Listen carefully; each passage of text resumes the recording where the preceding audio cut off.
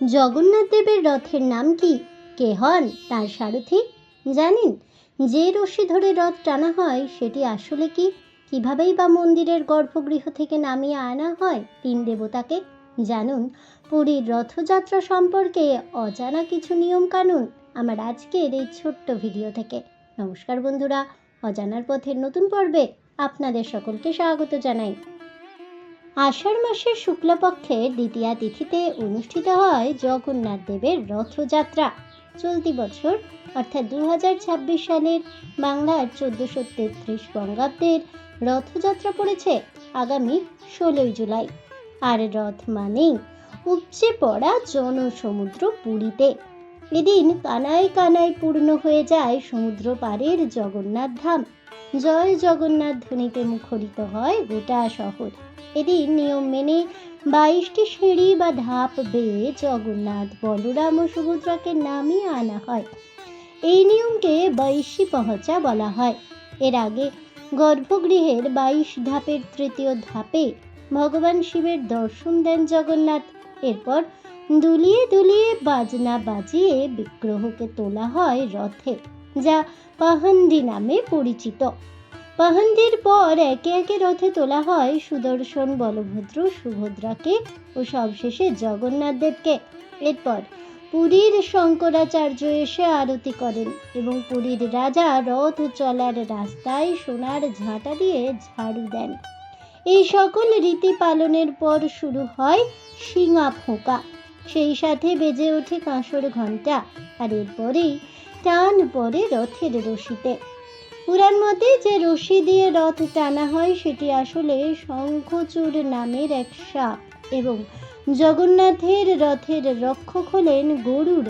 এরপরে রথে চড়ে মাত্র 3 কিলোমিটার দূরে গুন্ডিচা মন্দিরে মাসির বাড়ি যাত্রা করেন জগন্নাথ দেব। জগন্নাথের রথের নাম হলো নন্দীঘোষ এবং রথের সারথীর নাম হলো দারু। এই রথের 16টি চাকা থাকে, যার পরিধি 6 ফুট 6 ইঞ্চি। বলা ভালো, প্রতিটি চাকারই একটি বিশেষ তাৎপর্য রয়েছে। কথিত আছে জগন্নাথ দেব প্রকট হওয়ার আগে 16টি উপাদান দিয়ে পৃথিবী নির্মাণ করেন। জগন্নাথ দেবের রথের চাকাও সেই 16টি কলারই প্রতীক।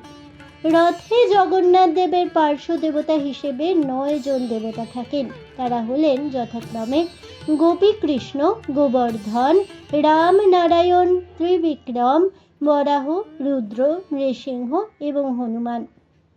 কথিত আছে এই রথের নাম দিয়েছিলেন স্বয়ং দেবরাজেন্দ্র।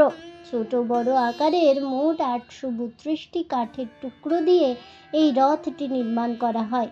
এর উচ্চতা হয় 13.5 মিটার অর্থাৎ 45 ফুট।